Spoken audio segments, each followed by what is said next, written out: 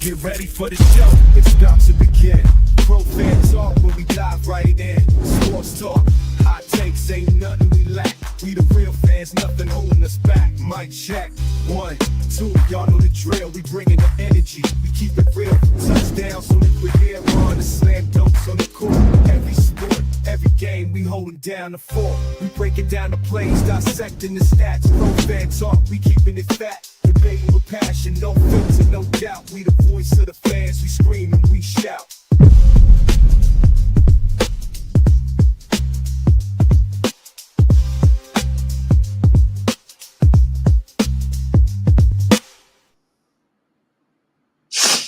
What's up, good people? What's up, good people? Thought I was done for the day, man. Me and Tone were on earlier, and then all of a sudden, the Deja Kelly information hit. And I should have just recorded a video, but I was like, what the hell, I'll go live again.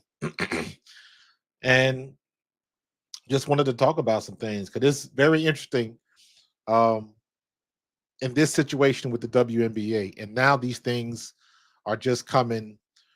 They're getting a lot more notice. It's not like they're just coming to light. This stuff has been happening for years, since the last CBA deal. I'm not sure what year that was, but it's funny because I recognize some of these issues because we had the same issues in the NFL. And this is the same stuff, the same exact stuff, right? With Deja Kelly. Deja Kelly came up, lit it up in Las Vegas, had a great camp. And for all intents and purposes, she should have had a roster spot. However, one of the big issues in the WNBA as it exists today is that they do not have enough roster spots. 12 really is just not enough. You got to have at least 15. But in the situation that they're in right now, with the money that they're bringing in, and of course, again, all of this is under the umbrella that when they get this new media rights deal with the new CBA, with this $2.2 billion, media rights check that's about to get cashed, all of that type of stuff is going to change anything. The worry, not the worry, but the next part or the next step is, how is all of that money going to be divvied out? And that is where the CBA comes into play. Now, we're going to get back into that. However, let's look right now at the situation with Deja Kelly. She balled out, absolutely balled out for the Aces. She shouldn't have been cut. Everybody knows that. But this is about business. This has not got anything to do with what kind of player she is. Because I am sure, yeah, Solo. Wait, what? I said the same thing. I am positive that if Las Vegas could have kept her, they would have kept her. And it'll be interesting to see how long she stays on waivers. Somebody's going to pick her up. Somebody's going to pick her up. And guess what? With the number of injuries and stuff like that has been having, these teams have been having, somebody's going to get her. I trust that that's going to happen. If somebody doesn't pick her up, there's going to be a European team that's going to pay her a hell of a lot of money and bring her over there. So I'm not capping, dude. They cut her. Yeah, K-Sap, diabolical, but it's the business of it. It's the business of it. Here's what it comes down to, right? And I'll use the name that everybody was throwing out there. Kierstan Bell. Everybody wanted her gone. And technically, Deja Kelly should have Kierstan Bell's spot. Kierstan Bell really didn't do much in camp. But I think she's nursing the injury, so they can't cut her. On top of that, they exercised her fourth-year option. Kierstan Bell, they exercised her fourth-year option. What is the fourth-year option? Let me try to explain it with my experience in the NFL, right? You look at what they just did with Jalen Hurts last year. They did this last year with Jalen Hurts.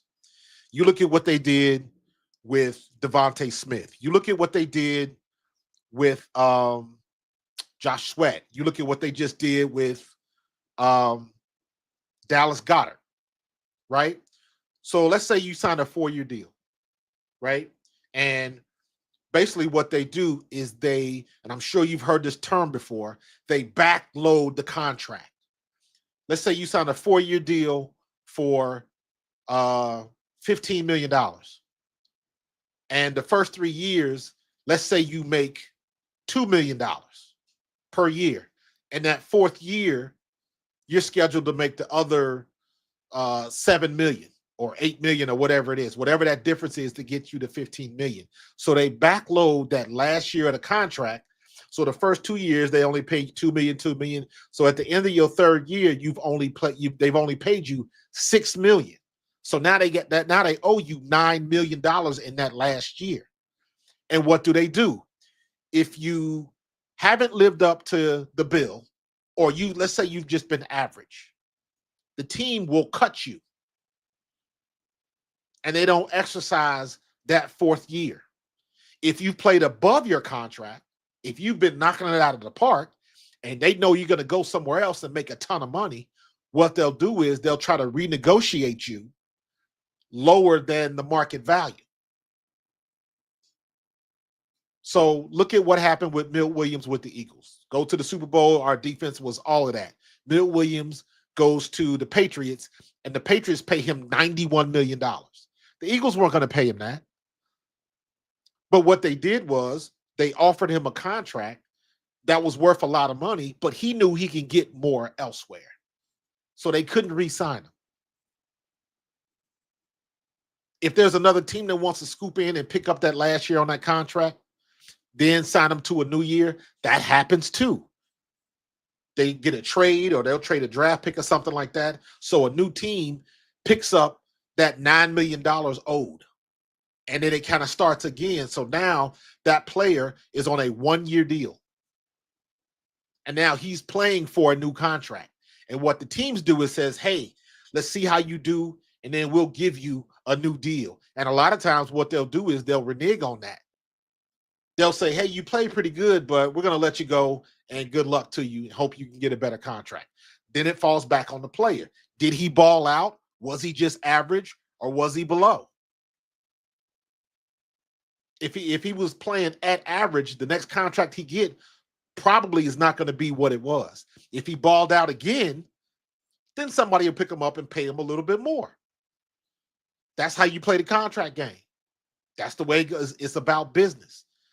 Kierstan Bell, Las Vegas last year exercised the fourth year in her contract, so they can't cut her. Well, let me pause. Actually, they can cut her, but if they do, they still owe her the money. That happened to Kennedy Carter a couple years ago with the Sparks, I believe. If they exercise that fourth year option, they don't have to keep you, but they got to pay you. They got to pay you.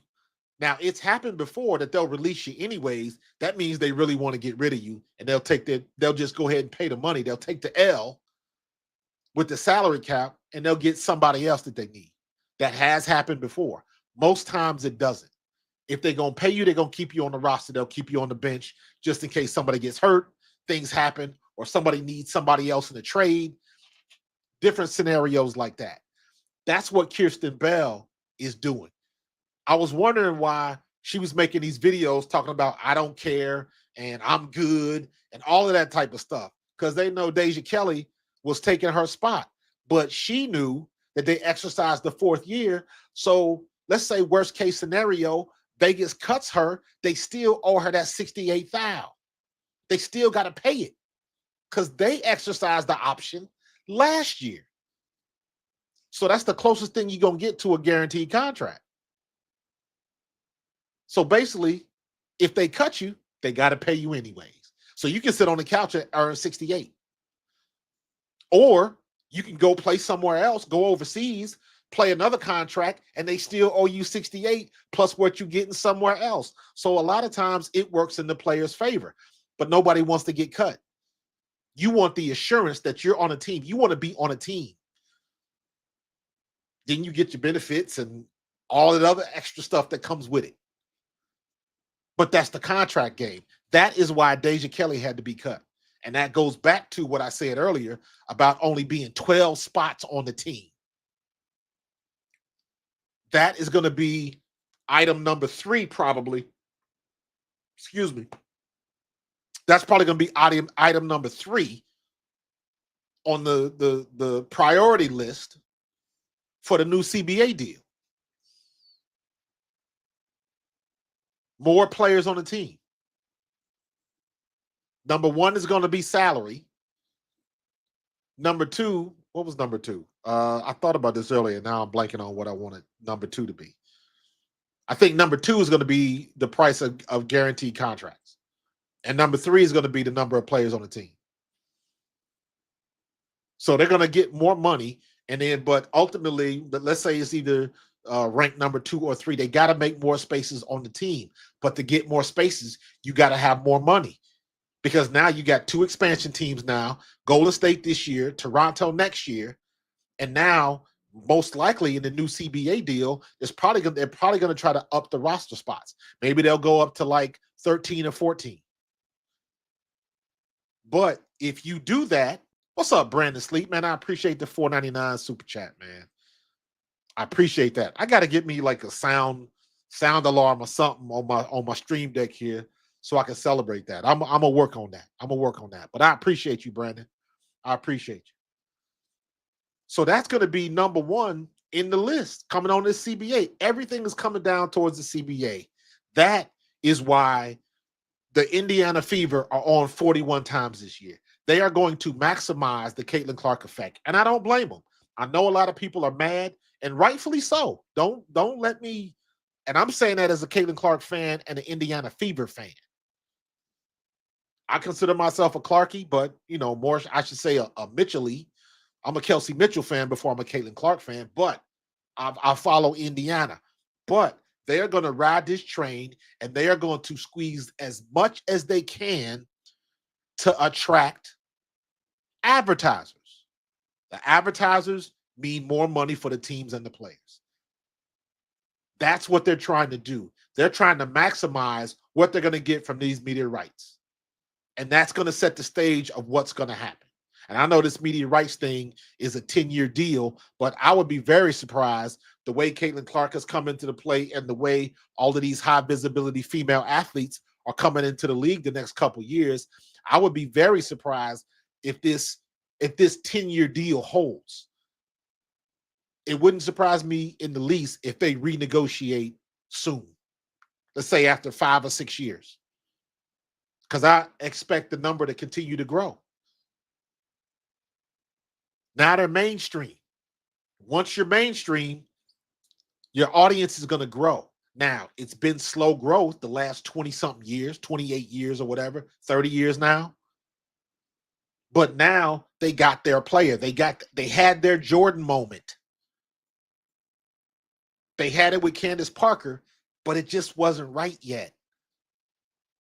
It wasn't right yet. Candace Parker, in my eyes, is the greatest WNBA player to play. And even she couldn't do it because it just wasn't ripe yet. It just wasn't. And then Caitlin Clark happened. Caitlin Clark had the recipe. I don't know what it is. I don't know what that recipe entails. I don't know, but she had it, and everybody followed her from Iowa to the W. I'm sure that has happened before, specifically early in the years with Swoops and Dawn Staley and Rebecca and all of them when they came out. Remember back in the day when they was on Martin and all of that type of stuff? At that time, that was the highest level of visibility that you could be on a sitcom or on the Martin. Martin was number 1 at the time.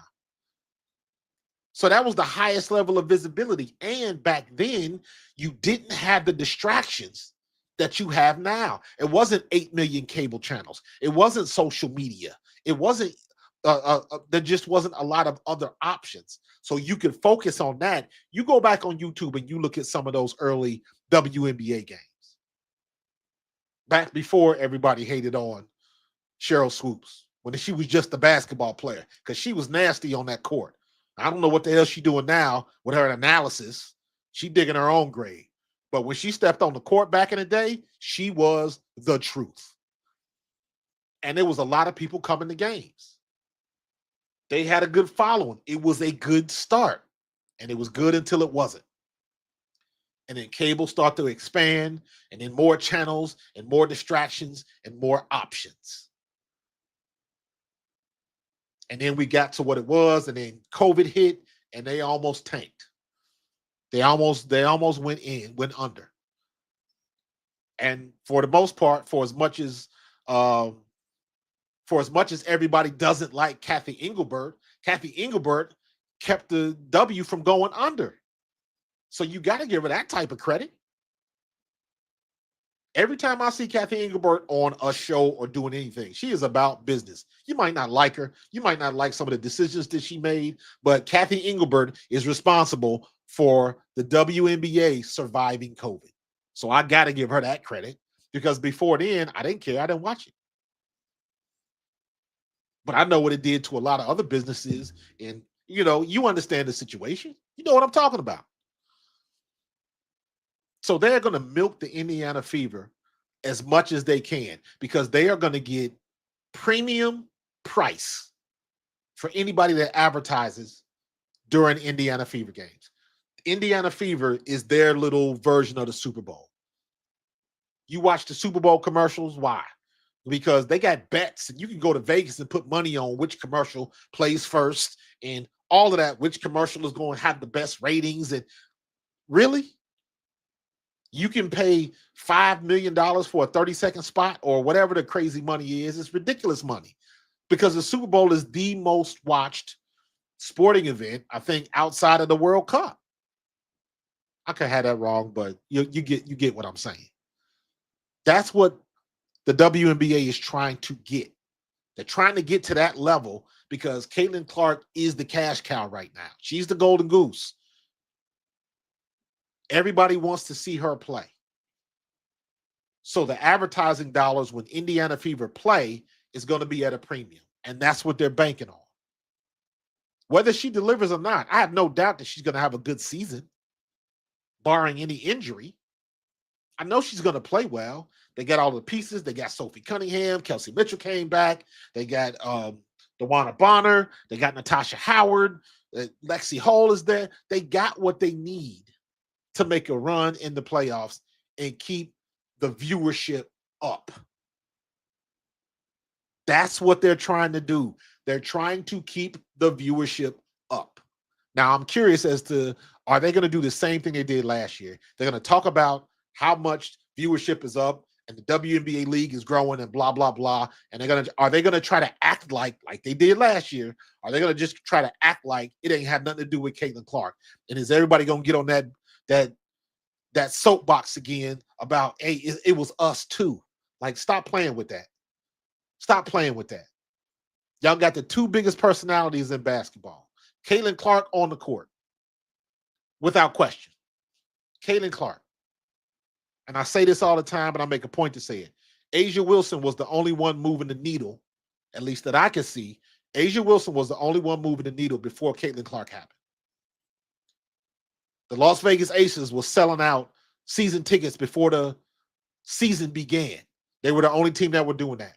So I got to give credit to Asia Wilson, because she, at least from my perspective, was the only one doing it. However, nothing can compare to what Caitlin Clark did when she came in the league. Candace Parker didn't do it. Diana Taurasi didn't do it. Cheryl Swoops and them didn't do it. Nobody has ever seen anything like that. And everything shot up. The money shot off. The merch shot up. Ticket prices shot up. Getting bigger venues. All of that type of stuff. I said it earlier I said it last season. Asia Wilson is the best player in the WNBA. Point, period, end of paragraph, full stop. However, comma, even she couldn't force teams to go to a bigger venue like you seen with Caitlin Clark. And ain't nobody else doing it. Arike ain't doing it. Angel Reese ain't doing it. Asia Wilson's not doing it. The Liberty aren't doing it. Let's see what happens with Paige. Everybody trying to heap that on Paige. Let the girl play first. Yes, she got a lot of height, but it still don't measure up to Caitlin. Caitlin is the moneymaker. And she is going to make this money and affect what happens in the CBA. The CBA is the key. That is the keystone on what's going to happen in the future. That is why 41 games this year. That is why.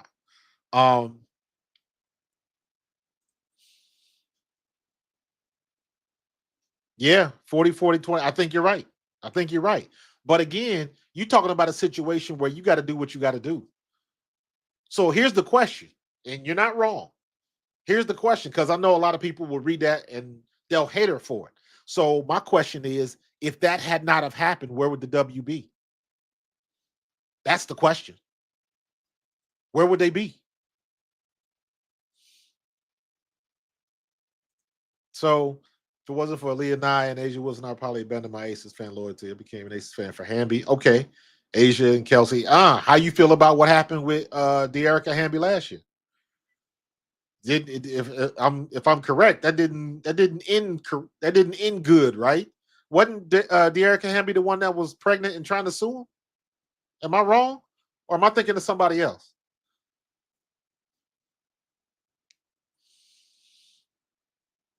Yeah, Caitlin is must see TV, man. She's must see TV. I said this before. If you had LeBron, Steph, and Caitlin at a table signing autographs, the line for Caitlin would be just as long, if not longer, than LeBron and Steph. She's at that level right now. Now, I mentioned two halves. Oh, thank you, Solo. That was her. Okay, I was right on that one. Caitlin Clark is on the court. Must see TV on the court. Angel Reese has got social media on lockdown. There's nobody doing better than her on social media. Nobody. So the WNBA has the best of both worlds. And for whatever reason, and I don't want to sound like a chauvinistic pig. So I'm very careful how I say this.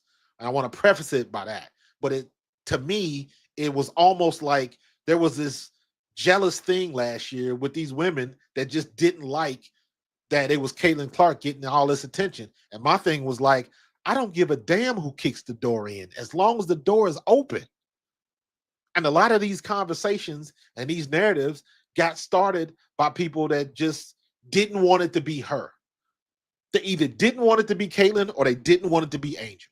Now that's where both of them are in the same boat. You either love Caitlin and hate Angel, or you love Angel and hate Caitlin. And I'm like, why can't two things be mutually true? My perspective is always different, especially somebody that was an ex-player playing in the NFL. I got teams that play. I got friends that play for the Eagles. I played for the Eagles, but I also had friends that played for Cincinnati. I had friends who played for Buffalo, LA, the Raiders, all different teams. So it's a little bit different. And I didn't understand the jealousy. You can still have a competitive rivalry, but it just, to me, it just seemed like it was a little bit more. And they suffered from it. It started a narrative that didn't need to be there, and people that wanted to run with it ran with it. And that noise became louder than it should have been. And then you start, like, what are you going to do?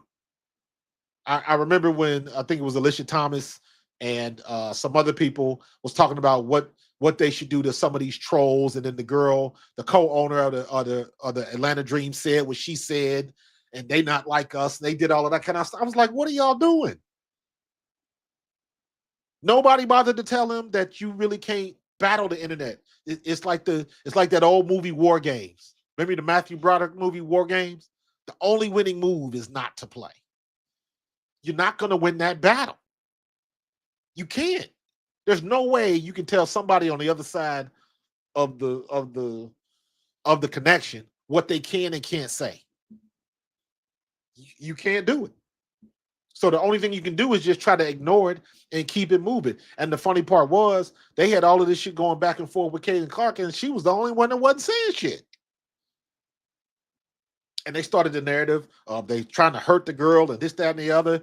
And I will admit, even I kind of bought into that they was trying to go at Caitlin Clark hard. And you know what I did? I went back on YouTube.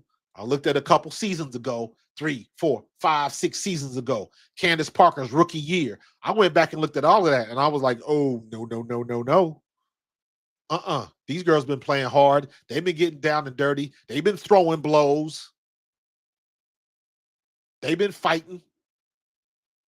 Like knock down, drag out, throwing haymaker fights.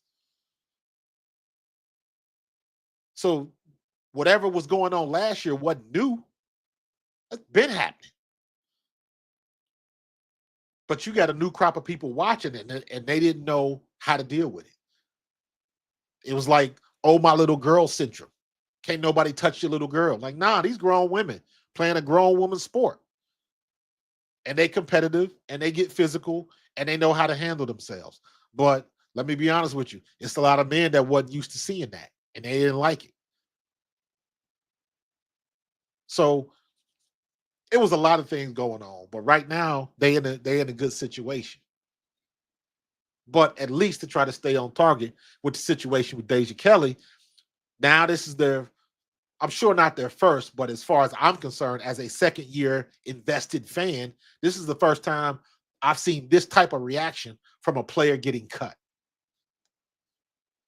Because Deja Kelly, everybody liked her. She's a great player from North Carolina, so you got that type of pedigree. She's good looking, so you got that.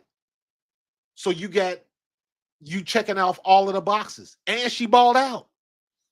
You checked all of the boxes, and she still got cut because you can't beat the business.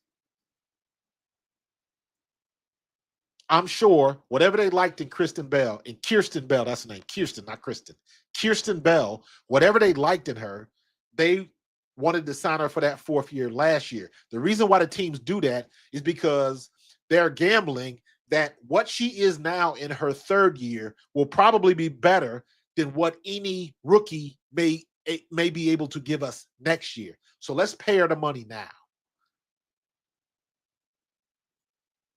But now you stuck because now you had somebody coming to camp and they was doing work, and now you don't have a spot for her. Now you ain't got a spot for somebody that could possibly help your team. And ain't it supposed to be talent over everything? Now you let the talent walk out the door, and everybody sees it. And rest assured, there's going to come a time this season, Las Vegas is going to fall. They're going to lose a game or two. And somebody's going to bring up, man, Deja Kelly would look good in that spot right there where y'all struggling at. Guarantee you it's going to happen. Murphy's Law says it's going to happen. Now they're getting hit by the business. And now what's going, as far as the league is concerned, it's costing them money. Look at the situation last year with Gabby Williams. Gabby Williams was giving the gold medal team the business in the finals. And then what happened after the game? Everybody wanted to see Gabby Williams in the W, and she was like, sorry, it don't work that way. And then everybody got educated on why a lot of these players got to stay over in Europe because they screw with the contracts. And now what do you see? What do you see? You see all of these players, all of these French players are lighting it up. Marine Johannes, Minya Toure with Golden State the other day, lighting it up.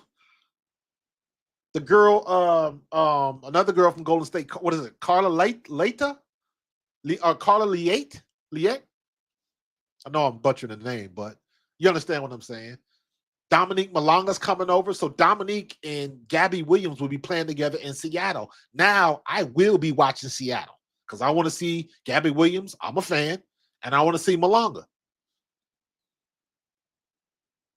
So you got all of these Europe now, but now I understand. But now I understand why a lot of these players stay over in Europe. They can make a little bit more money and they ain't got to deal with the nonsense. They don't have to deal with the nonsense because the WNBA as an organization, as a league, they aren't there yet. That's a big reason why a lot of people still have problems with what the WNBA is doing because they want the WNBA to operate like the NBA. And they forget that the WNBA ain't got that type of payroll. Every team ain't got a media department. Do y'all realize all of these NBA teams, they have media departments. They got a social media department that will follow each individual player around and make social media content specifically for those players. They got a staff that does that. WNBA ain't got that type of payroll. That just don't magically happen. If they want that to happen, these players have to hire one of their friends or somebody that they have to do it, especially if you want somebody to follow you around and all that kind of stuff. The WNBA is just kind of getting to that now. All the stuff that some of them rookies did last year, and you didn't hear a blip on the WNBA website, on the social media, on Instagram, but none of that. And everybody's like, well, why didn't they do this? You see what Unrival's doing, and why can't they? And it's like, it ain't that simple. You got to pay somebody to do that. If you're going to pay somebody to do that, that means you're taking money from somewhere else, which you really don't have. And you're trying to make something else happen over here. You got to make a decision to something like that. What's more important? Paying people over here or putting out social media content? And you know what? The WNBA made their decision. So it's not going to be like that. So we'll see what they do different when this $2.2 billion check cash.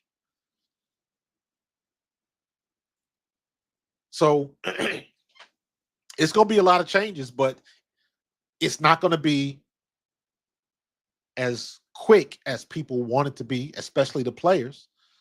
I don't think I would be very surprised if I saw the thing. I saw some quotes on Enrique. I've heard all the stuff that Lisa Leslie said and Angel and Dejanay and all of them when they talk about the CBA and what they want as far as payment. And it's like, it's not going to go down like that. You're not just going to automatically, all of a sudden, you got players making close to $1 million. Not going to happen. Not going to happen. Right now, if the top players are making over 200 grand, you can see the top players in the W getting around 500, somewhere below 600,000, and only the top players get that because it's going to be a tier system. The rookies will make a little bit more money. Players in their second and third contracts, they'll have the opportunity to make a little bit more money. So there'll be a little bit more in the pot for the teams to play with. However, I don't see players getting over $1 million. If that happens, I will be very surprised. I'll be very surprised. The only way I can see that happening is if, just like NIL, you get these endorsement deals, and NIL is still happening. State Farm ain't going nowhere. They got Caitlin Clark on lock. She ain't never paying for insurance no more. Them red shirts going to keep on coming. Jake from State Farm is going to be in the house. He's going to be in the gym every time they play. They're not going to mess up that. That State Farm deal is probably more than her teammates are making collectively. Angel Reese, she getting invited to Met Galas. It's people paying her to wear the designer clothes and all of that type of stuff. She's in that space. That's why I had a problem when she had Dejanay on her podcast talking about the CBA, and I know what she said, and I know what people thought she said. I listened to it myself. She did not say they were going to hold out, but I understand why people thought she said that. And my thing was, you don't even get into them conversations, especially when you admit that you ain't even been to meetings. Don't even enter into that conversation, because the minute that you do, you are speaking for the whole league, and everybody ain't got your Met Gala money. If Angel Reese never plays another quarter of basketball, she ain't gonna miss a meal. So you can't talk and represent other players that ain't got it like that. Because if something goes down and they got to hold out, how much money of your money, how much of your money are you gonna give out to help these other players stay above water and pay their rent? That's what the NFL did all them years ago. And the CBA did when they was holding out. They had to pool the money to help the rookies and the undrafted free agents that was left high and dry, because they wasn't making a 7-figure salary, or some of them guys making 100 or 200,000 a year, but you live in New York, you live in LA, where the cost of living is super high. Not to mention taxes. You got to help them people stay above water. So it's a lot of things that's coming down the pipe. A lot of things that's coming down the pipe, and it's not going to happen the way people think it's going to happen. Just listening to some of the comments that I hear from people that are talking about, even when Fee went on Stephen A. Smith's show, and she made the mistake of saying she had the players have all the leverage. And I was like, why would you say that? You don't. The players do not have all the leverage. They've never had all the leverage. They just getting to the point that where they have leverage a little bit. Why would you say that? Your league has not been profitable in 20-something years. You don't have leverage. What you got to do is do some math. Figure out how much money you're going to make out of this new media rights deal and whatever's going to be added on after this year, because again, that's why they got these 41 games, because this is what they're going to do. They're going to play these 41. They're going to squeeze every bit that they can out of Caitlin Clark. And the viewership is going to be through the fucking roof. And then the WNBA Players Association, the head of that, Agumike or whoever it is, Fee or whoever it is, they're going to go and they're going to say, well, look at the stats. This is what the stats say. This is why our league is growing this much. That's what the 41 games comes into play, because they're going to be able to go and say, look at the viewership, look at the growth. And they don't want to deal with the reality of it's only a couple of people. We'll see what Paige is going to do. We'll see what Asia's going to do this year. And I'm talking about not as far as the play, as far as the viewership. That's where that's why they got the 41 games. They're trying to maximize this potential right now. They might not ever get it again. The only other player I could think of that might generate that type of hype is Juju Watkins, and she just tore her knee. We're hoping that she comes back, but there is no guarantee that she will ever be the same. We hope that she will, because you look at, Sonia Citron, you look at AZ Fudd, you look at Olivia Miles, you look at Paige Beckers, everybody that's come from a decent or a horrible knee injury, the people that have come back and that are making it at the next level. I said Sonia Citron, but I don't know if she had a knee injury. I could be wrong on that. But they're trying to maximize their gains right now. But I'll be surprised if the top players go above 500,000. 6 max. They got to put a cap on it, or they're going to spend the money before they get it. And that's exactly what you don't want, because you still have to exercise good business. And again, I'll say this. There's a lot of people that think they're just automatically supposed to operate like the NBA operates. And they really don't understand how much money, how deep the pockets in the NBA actually are. They don't. What happens if the NBA says, "Tell you what, we'll let you get back to this when you pay us all the money that we've um, given you for the last 28 years." What happens if they want them checks back? If that's the only way that the NBA or the WNBA can be on its own and not be subsidized by the NBA, because everybody wants to conveniently forget that.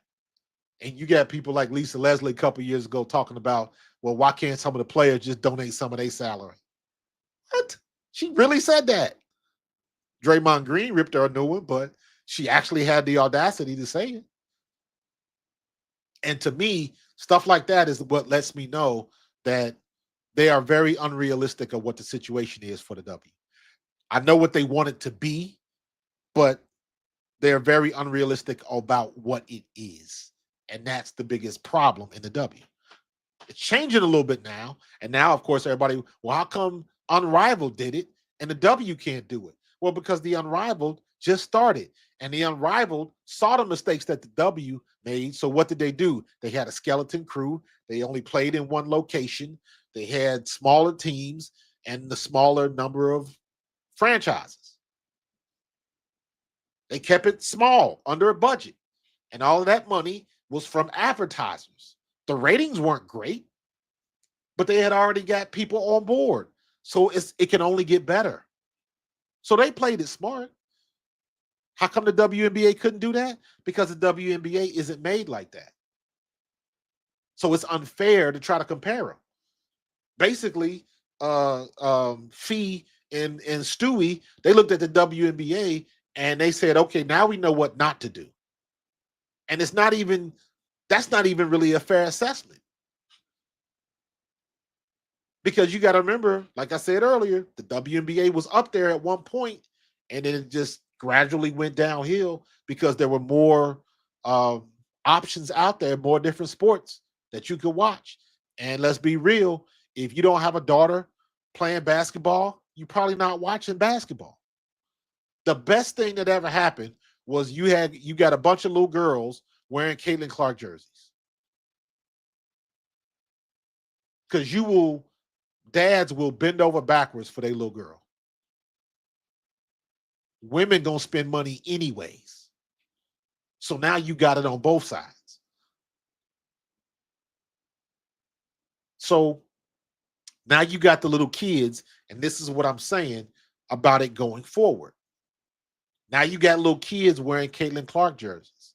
Now you got little kids with Angel Reese jerseys, buying the Reese's Pieces and getting the Happy Meals and all of that kind of stuff. That's why I said Angel Reese is very important, because she got social media on lock, and social media is the preferred way of this generation to communicate with folks. You can't avoid that. Caitlin Clark has got to getting it done on the court, but you need both. You need both.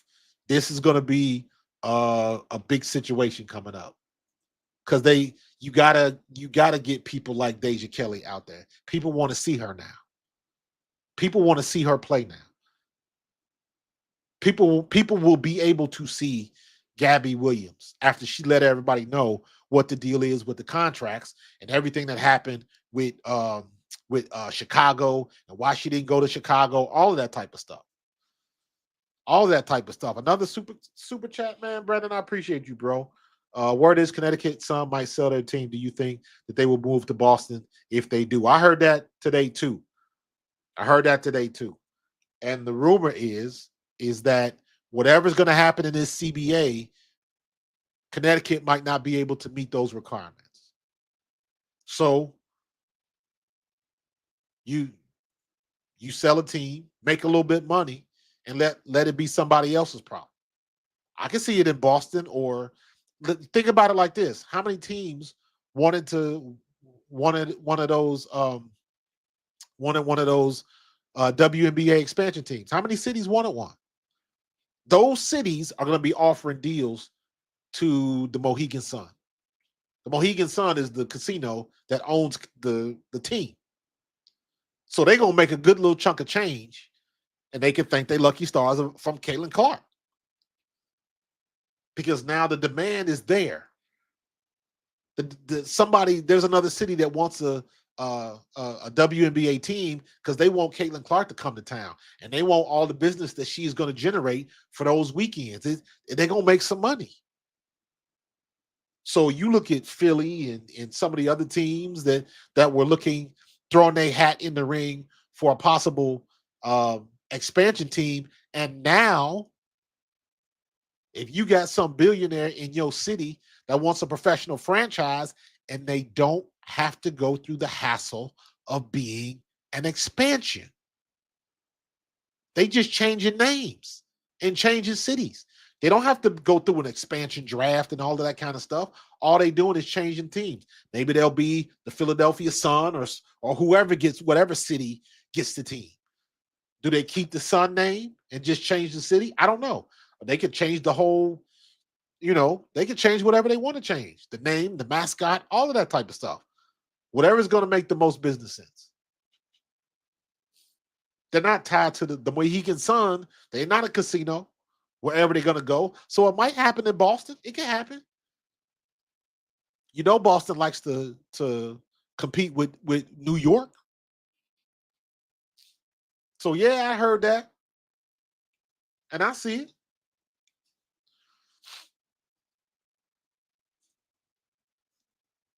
All the energy, excitement, and passion for a big bulk of fans is reserved for Caitlin Clark. Outside of her, there is a big fan base for Angel Reese. Who else? So big is the key word in this question. I don't know.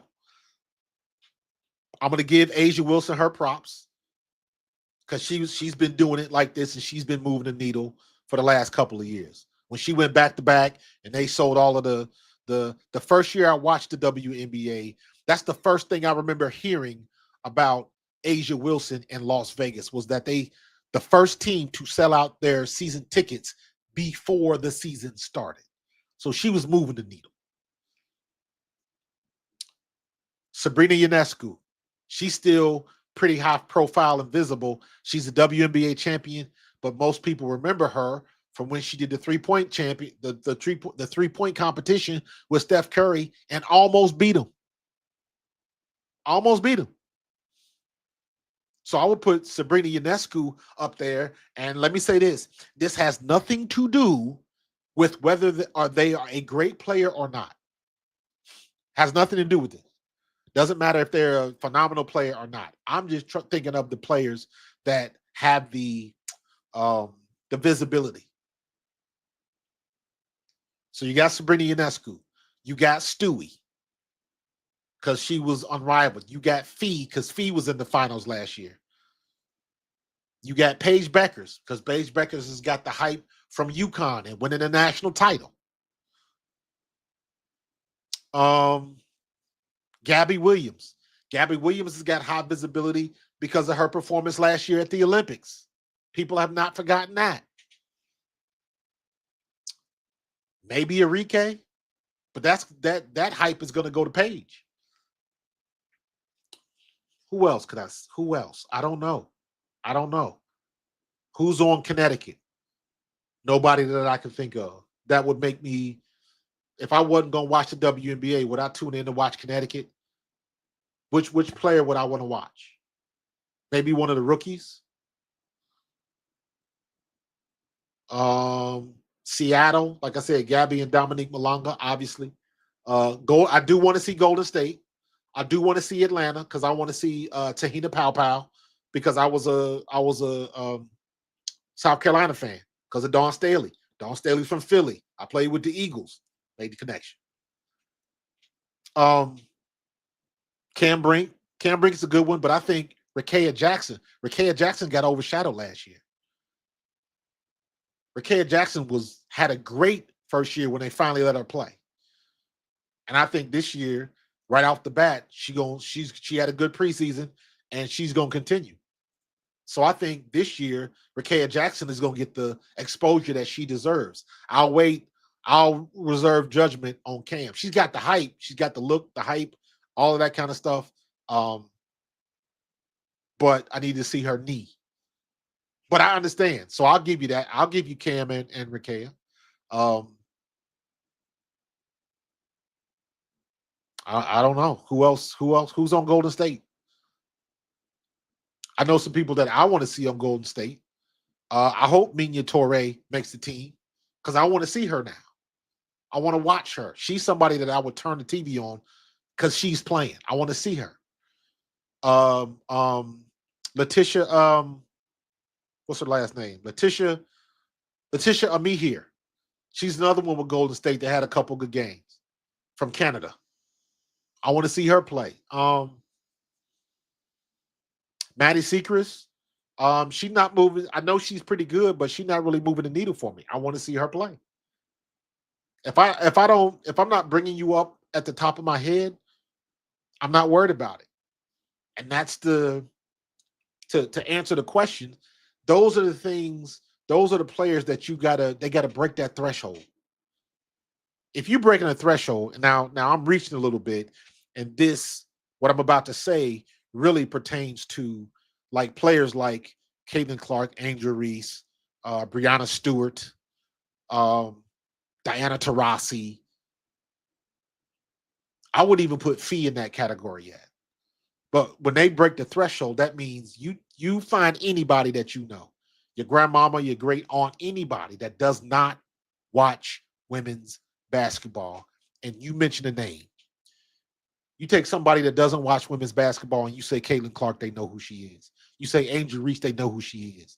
You say Paige Beckers, probably if they follow college basketball, if they follow UConn, maybe. I don't think Paige is breaking the threshold yet. So it's few and far between. So even Gabby Williams, most people didn't watch the Olympics to watch basketball. Asia, maybe. She got all the Nike commercials. She's releasing the shoe. So she's been in the public eye a lot.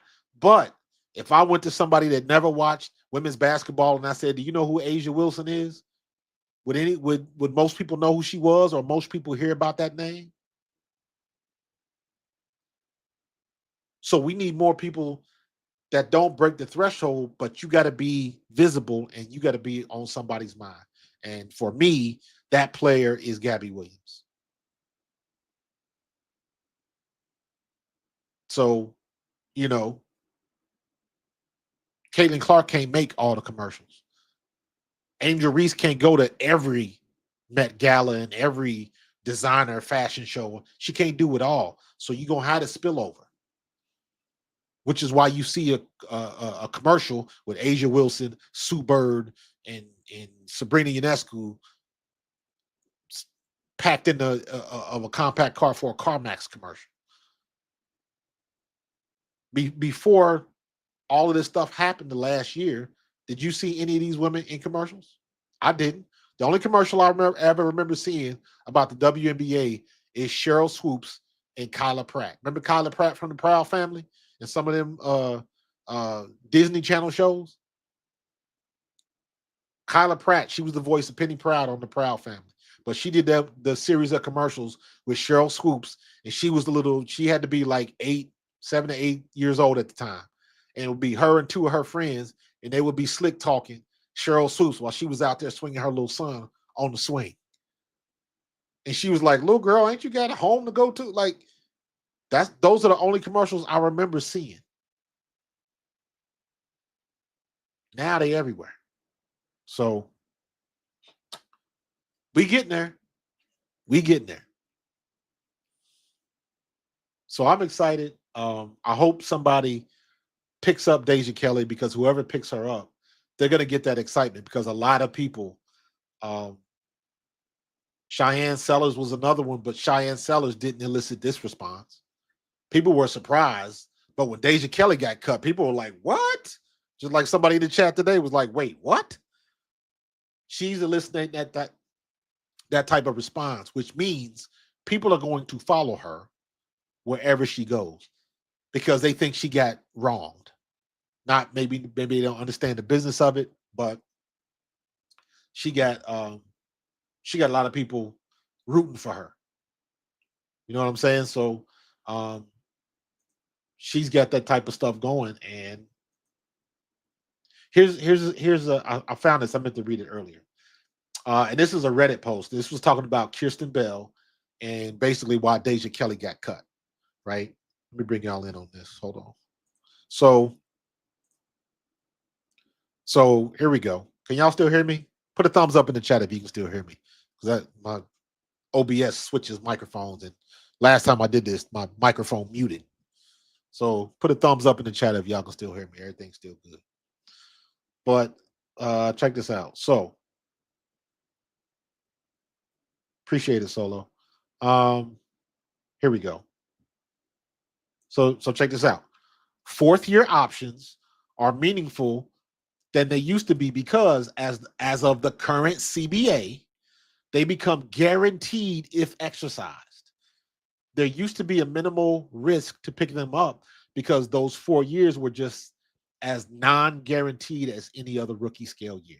Now, teams are committing themselves to that money a year in advance. Los Angeles helpfully illustrated how this can backfire, exercising Kennedy Carter's fourth-year option back in 2022 before deciding that they didn't actually want her around anymore prior to 2023. As a result, they paid her the 86.7 last year to spend the season on her couch. Still had to pay her and carried that full hit to their salary cap.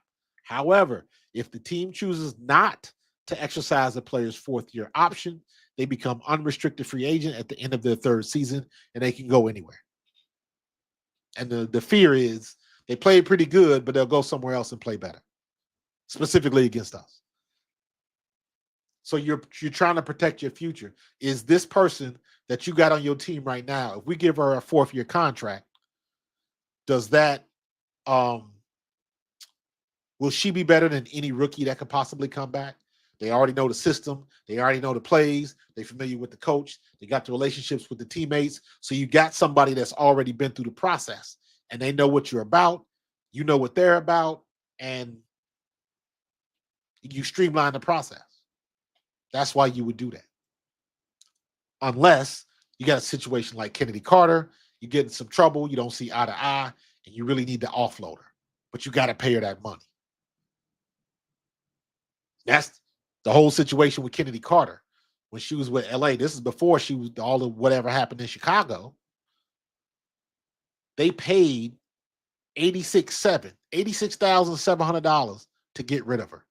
We'll eat it, but we got to get her out of here. That's when you know they done had enough of a certain player in a certain situation like that. When they pay you to leave, I'm still predicting that Kennedy Carter will be back in the league this year because of injury or something like that. But they paid her to leave. That's how dumb they were with Kennedy Carter. And I still say if Kennedy Carter plays the full year with Chicago, they make the playoffs.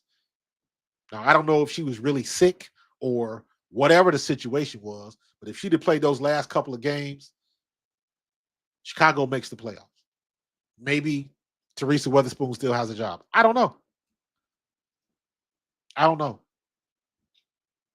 But this is the business. This is the business game. This is it.